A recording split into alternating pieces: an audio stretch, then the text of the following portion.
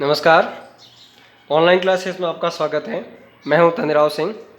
अपना जो 10th का टॉपिक चल रहा था, सेकंड चैप्टर ह्यूमन सिस्टम, उसके अंदर अपना रेस्पिरेटरी सिस्टम चल रहा था। रेस्पिरेटरी सिस्टम में अपन ने अपर रेस्पिरेटरी सिस्टम कंप्लीट कर लिया था। उसमें अपन ने नोज, माउथ, फेरिंग्स और लैरिंग्स यानी उसके 4 टॉपिक पूरे कर दिए थे। आज का अपना जो टॉपिक है वो है lower respiratory system. Okay, lower respiratory system में 3 प्रकार से टॉपिक आते हैं, वो अपन यहाँ देख लेते हैं पहले डायग्राम के अंदर। लोअर रेस्पिरेटरी सिस्टम के अंदर अपन स्टार्ट करेंगे ट्रैकिया से। देखिए, ट्रैकिया जब थोरेसिक कैविटी में एंट्री करेगा, सुनना कि ट्रैकिया नेक से लेकर ये एंट्री करता है इस कैविटी के अंदर। इस कैविटी का नाम क्या होता है? Thoracic cavity. तो थोरेसिक कैविटी के अंदर ये लगभग यहाँ से लेकर यहाँ तक, यानी जो लैरिंग्स से लेकर आगे जो 2 ब्रांच होती है तब तक ये कितने, ये 5 इंच यानी 12 सेंटीमीटर, 10 to 12 सेंटीमीटर तक होती है। ओके, जब इसकी 2 ब्रांच हो जाएगी तब उसको कहेंगे ब्रोंची। क्या कहेंगे? ब्रोंकी। ब्रोंकी अब जैसी लंग्स में एंट्री करेगी तो उसका फर्दर डिवाइडेशन हो जाएगा, यानी वो बहुत सारी ब्रांचेस में काउंट हो जाएगी। उसको अपन कहेंगे ब्रोंक्यूली। क्या कहेंगे? ब्रोंक्यूली। ठीक है, तो यार ना ब्रोंकी, ब्रोंक्यूली या IOLE वर्ड लग जाता है, ये सुनना। उसका मतलब क्या होता है? उसकी फर्दर ब्रांच हो गई। ठीक है, जिसमें प्राइमरी, सेकेंडरी, टर्सियल, ये 3 प्रकार की ब्रोंकिस की ब्रांचेस बन जाती है। लास्ट में यानी ब्रोंकी लास्ट एक टर्मिनल बलून लाइक स्ट्रक्चर में खुलती है, जिसको कहते हैं एल्यूलर सैक। और एल्यूलर सैक के अंदर बहुत सारी क्या होती है? एल्यूली यानी यूनिट ऑफ लंग्स होती है। तो अपन ऐसा करते हैं, अब उसको अपन थ्योरेटी के पढ़ लेते हैं, लेकिन वापस सुनना। ट्रैकिया, ब्रोंकी, ब्रोंक्यूली और लंग्स। लंग्स के अंदर ये इसकी स्ट्रक्चर आ जाएगी, जिसको हमने इसके अंदर डिवाइडेशन करेंगे प्राइमरी, सेकेंडरी, टर्सियल, ब्रोंक्यूली और एल्यूलर सैक और एल्यूली। ये किसके अंदर आएंगे? लंग्स के अंदर आएंगे। तो सुनना, पहला अपन पढ़ेंगे ट्रैकिया, सेकंड पढ़ेंगे ब्रोंकी और ब्रोंक्यूली और थर्ड पढ़ेंगे अपन क्या? लंग्स। ये होंगे इसके 3 पार्ट लोअर रेस्पिरेटरी सिस्टम के। तो आ जाओ इसके टॉपिक को देख लेते हैं अपन। इसका जो टॉपिक है वो अपन ने लिया है ट्रैकिया। ठीक है, पढ़ते हैं इसके बारे में। This is about 5 inch means 10 to 12 centimetre. ठीक है, long tubular structure which is made up of C-shaped ring of hyaline cartilage covered by pseudo stratified ciliated columnar epithelium. मुझे नहीं लगता कि आपको कुछ समझ में आया होगा, बता देता हूँ। ट्रैकिया 10 to 12 सेंटीमीटर एक ट्यूबुलर स्ट्रक्चर है। C-shaped रिंग किसकी? कार्टिलेज की बनी होती है, कवर्ड रहती है किससे? कार्टिलेज की।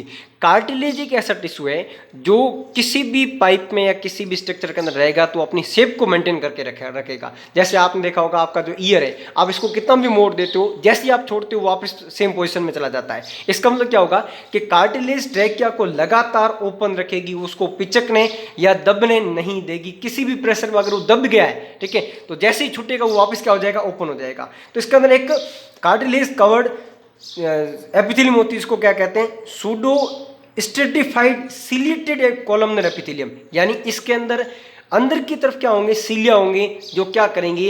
एयर को जब पास होने देंगे तब इसके अंदर एयर के साथ डस्ट पार्टिकल जो आए हैं, ठीक है, और उसकी जो म्यूकस होगी वो उसको क्या करेगी? लगातार चिपका के रखेगी और अंदर की तरफ भेजने से रोकेगी। इसलिए ध्यान रखना, ट्रैकिया के अंदर की जो लेयर है वो है स्ट्रेटिफाइड सिलिटेड कॉलमनर एपिथेलियम। और ये कवर किससे होती है? ये कार्टिलेज रिंग से कवर होती है, जो किस शेप की होती है? C शेप की होती है।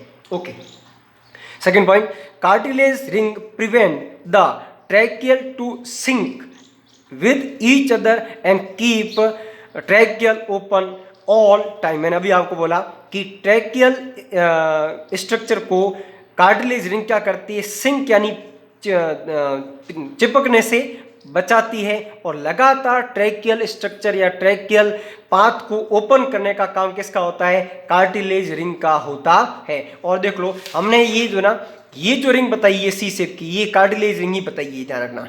ये ना, ये लास्ट कहाँ तक आएगी? प्राइमरी, सेकेंडरी और टर्सियल जो ब्रोंकिली है वहां तक पहुंचेगी। ओके, आगे देखते हैं। Trachea joins the larynx to bronchi, यानी ट्रैकिया क्या करता है? लैरिंग्स से ब्रोंकी को क्या करता है? ज्वाइन करता है। To transport the breath from neck to chest region, यानी ब्रीथ को कहाँ से कहाँ तक? चेस्ट तक पहुंचाने का काम किसका होता है? ट्रेकिया का होता है। After reaching in the thoracic cavity, मैंने अभी नाम लगा था, जिसमें लंग्स होते हैं, उस कैविटी को क्या कहते हैं? थोरेसिक कैविटी कहते हैं। Thoracic cavity, the trachea divide into two branches, the left and the right bronchi, which then enter into the lungs of the respective side। यानी जैसी ट्रेकिया थोरेसिक कैविटी के अंदर एंट्री करता है, उसकी कितनी ब्रांच हो जाती है? 2 ब्रांच हो जाती है। दोनों ब्रांच को अपन क्या कहते हैं? ब्रोंकी कहते हैं। जैसे देखना, यहाँ आकर की कितनी ब्रांच हो गई? 2, उसको अपन क्या नाम दिया? ब्रोंकी नाम दिया। बाद में ये फर्दर डिवाइड हो जाती है जब लंग्स के अंदर एंट्री करती है, तो उसका नाम क्या हो जाएगा? ब्रोंक्यूली नाम हो जाएगा। ओके, यहाँ पर क्या देना अपन? जैसे इसके 2 नाम हुए, इसको अपन नाम दिया primary bronchi. These branches are called primary bronchi। ये ध्यान रखना, जैसी ट्रेकिया के 2 हिस्से होते हैं, उसको अपन ब्रोंकी या प्राइमरी ब्रोंकी के नाम से जानते हैं। आगे बढ़ जाते हैं अपन। आगे आता है सेकंड पॉइंट अपन ने जो लिया है वो है ब्रोंकी और ब्रोंक्यूली। ठीक है, इसको अपन देख लेते हैं। The trachea divided into the left and right bronchi. After reaching inside the lungs, the primary bronchi divide into smaller branches called secondary bronchi। मैंने बोला था कि और उसका डिवाइडेशन हो जाएगा, और डिवाइड हुआ, उसका नाम अपन क्या दे दिया? Secondary.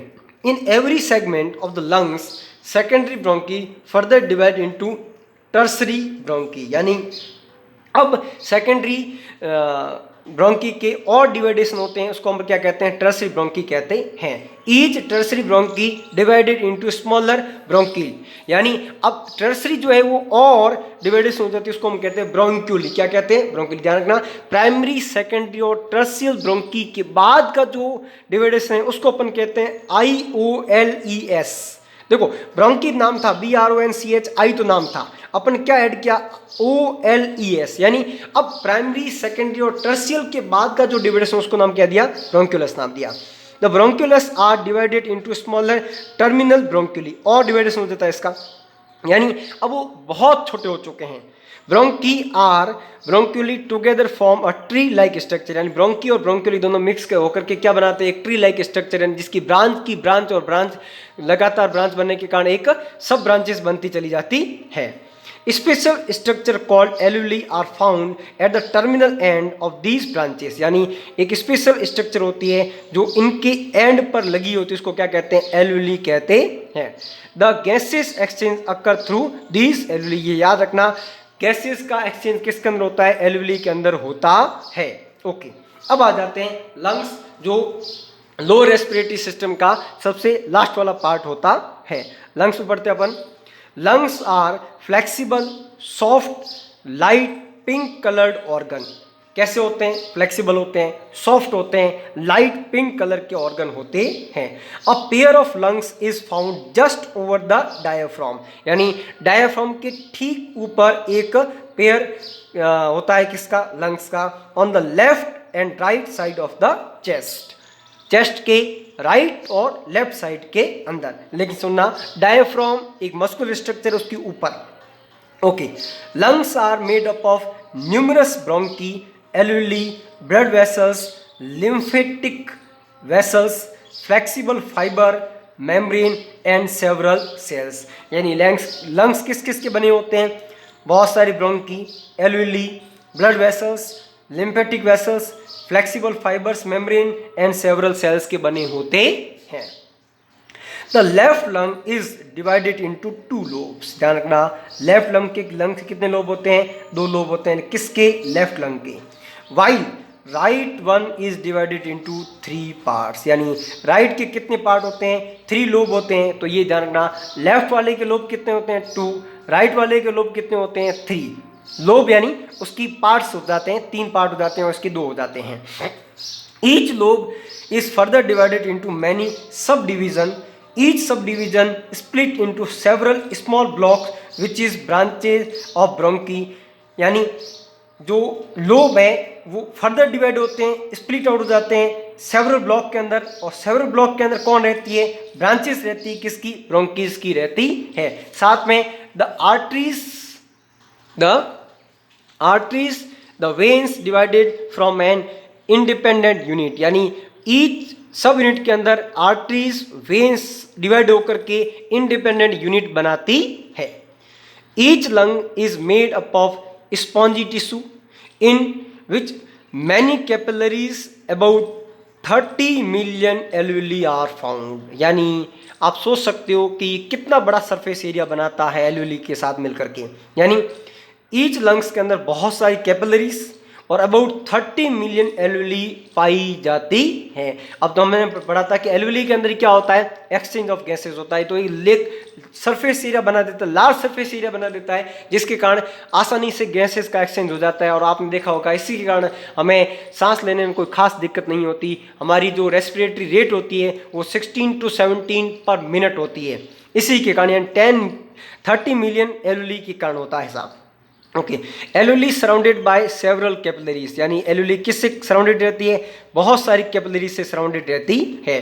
Raw of squamous epithelium are found in the alveoli which help in the exchange of the gases from blood flowing in the capillaries. Squamous epithelium alveoli के ऊपर कवर्ड होती है, जो क्या करती है, कैपिलरीज से ब्लड फ्लोइंग में एक्सचेंज करने का काम करती है। तो ये तो हो गया लोअर रेस्पिरेटरी सिस्टम कंप्लीट। अब देख लेते हैं कि रेस्पिरेटरी मसल्स जो है वो किस प्रकार से काम करती है। तो देखो हमारे लंग्स को इनहेलेशन और एक्सेलेशन, यानी इनहेलेशन का मतलब होता है सांस का अंदर आना, और एक्सेलेशन यानी सांस का बाहर जाना, इसके लिए रिस्पॉन्सिबल होती है respiratory muscles. Okay, muscles help in inhalation and acceleration of gases. वापस समझ गए होंगे आप, इनहेलेशन का मतलब होता है सांस का अंदर आना, ठीक है, और एक्सेलेशन का मतलब होता है सांस का बाहर निकलना। Diaphragm is primary responsible for respiration. यानी डायफ्राम एक ऐसी मसल्स है जो प्राइमरी रिस्पॉन्सिबल होता है किसके लिए, रेस्पिरेशन के लिए। The diaphragm is a thin sheet like structure which is made up of skeletal muscles। यानी एक thin sheet होती है जो किसकी बनी हुई होती है, skeletal muscles की होती है। skeletal muscles को हम voluntary muscles भी कहते हैं। found on the surface of the tracheus, यानी ट्रैकिया के अंदर या thoracic cavity के अंदर पाई जाती है। इसको हम thoracic कहेंगे, ठीक है, thoracic cavity के अंदर पाई जाती है। On contraction of diaphragm, the air passes through the nostril and enter into the lungs। यानी जब डायफ्राम का कॉन्ट्रैक्शन होता है, यानी वो जब फैलता है तो एयर खींची चली जाती किससे, नॉस्ट्रिल से, किसके अंदर, लंग्स के अंदर। साथ ही द रिलैक्सेशन ऑफ डायफ्राम, यानी जब वापस कॉन्ट्रैक्शन के बाद रिलैक्सेशन होगा तब diaphragm causes the exit of the air from the lungs. यानी लंग्स से एयर को क्या कर देता है, एग्जिट यानी बाहर फिर भेज देता है। ओके, अब आता है क्या कारण है कि एयर अंदर आती है और एयर बाहर चली जाती है। इसको हम कहते हैं physiology of respiration. The pulmonary movement of air in such rhythmic process of inhalation and exhalation of air in lungs which facilitates the gases exchange. ठीक है, मतलब एक पल्मोनरी मूवमेंट होता है जो एक रिदमिक मूवमेंट है, किस किस का, इनहेलेशन और एक्सहेलेशन का, ठीक है, जो अपनी गैसेस को क्या करता है, एक्सचेंज करता है, ठीक है। For this arrow navigation the respiratory system, दो प्रकार के रेस्पिरेटरी सिस्टम यूज होते हैं, कौन कौन से होते हैं वो देख लेते हैं अपन, ठीक है, ध्यान देना। पहला है the negative pressure gradient between the atmospheric and alveoli. यानी एक नेगेटिव प्रेशर ग्रेडियंट क्रिएट होता है, सुनना, नेगेटिव प्रेशर ग्रेडियंट क्रिएट होता है किस किस के बीच में, एटमॉस्फेयर और अपनी एल्यूली के बीच में। मैंने अभी बोला कि 30 मिलियन एल्यूली है, जब ये फैलती है तो एक बहुत बड़ा सरफेस एरिया क्रिएट करती है। इसके कारण क्या होता है, अंदर एक लोअर प्रेशर क्रिएट हो जाता है, तो बाहर एटमॉस्फेयर में क्या हो जाता है, हाई प्रेशर क्रिएट हो जाता है। अब एयर किसकी तरफ मूवमेंट करती है, high pressure to low pressure, इसको अपन कहते हैं नेगेटिव प्रेशर ग्रेडियंट। याद रखना, बाहर की तरफ हाई प्रेशर हो गया, एल्यूली के अंदर क्या हो गया, लो प्रेशर क्रिएट हो गया। और अब एयर मूवमेंट करती है किसकी तरफ, high pressure to low pressure, इसको अपन कहते हैं negative pressure gradient. Okay, the contraction and relaxation of the diaphragm because of this reason the high pressure air from the atmosphere enter inside the lungs. मैंने अभी बोला कि diaphragm के contraction और रिलैक्सेशन के कारण हाई प्रेशर एयर जो है वो एटमॉस्फेयर से इनसाइड यानी लंग्स के अंदर एंट्री करती है। अब ये प्रोसेस किसके थ्रू होता है, यानी इससे दो प्रकार के रेस्पिरेशन हो जाते हैं, इसको अपन नाम देते हैं एक्सटर्नल रेस्पिरेशन और इंटरनल रेस्पिरेशन। आपने लिखा है the respiration process is carried out two level. External respiration का मतलब क्या होता है, सुनना, In this respiration, the gases exchange between the filled alveoli and blood flowing in the capillaries. किस किस के बीच में वापस सुन लो, एल्यूली और कैपिलरीज के बीच में यहाँ पर क्या हो गया, एक्सचेंज हो गया। वापस सुनना, बाहर से एल्यूली के अंदर क्या आई, O2 आई, CO2 किसके अंदर आई, कैपिलरीज के अंदर आई, तो एल्यूली के अंदर बढ़ दी जाएगी CO2 और O2 बढ़ दी जाएगी इसके अंदर, कैपिलरीज के अंदर। अब कैपिलरीज जो ब्लड के अंदर जो है वो क्या चली जाएगी, O2 चली जाएगी। अब ये O2 अंदर पहुंचेगी यानी ब्लड के अंदर पहुंचेगी, उसको कहते हैं इंटरनल रेस्पिरेशन। अब ब्लड से पहुंच गई टिश्यू के पास, अब टिश्यू और किसके बीच में, कैपिलरीज के बीच में। देखना इंटरनल रेस्पिरेशन का मतलब क्या है, in this respiration the exchange of gases between blood flowing in the capillaries and the tissue occur through diffusion. तो अब वापस क्या होता है, कैपिलरीज टिश्यू को क्या दे देती है, O2 दे देती है, और टिश्यू वापस उसको क्या दे देता है, CO2 दे देता है। तो CO2 जो O2 जो कैपिलरी लेके आई, क्या लेके आई, O2 जो लेके आई, ठीक है, वो किसको दे दी, टिश्यू को, ठीक है, टिश्यू ने वापस क्या दे दी, CO2। अब वापस CO2 एक्सचेंज क्या होगी, एक्सटर्नल रेस्पिरेशन के अंदर लंग्स और एल्वेओली के बीच में होगी। तो ये सुनना, बाहर की तरफ यानी लंग्स के अंदर जो एक्सचेंज होता है उसको तो कहते हैं अपन एक्सटर्नल रेस्पिरेशन, और इंटरनल यानी कैपिलरी जो टिश्यू के बीच में जो एक्सचेंज होता है उसको अपन कहते हैं इंटरनल रेस्पिरेशन कहते हैं।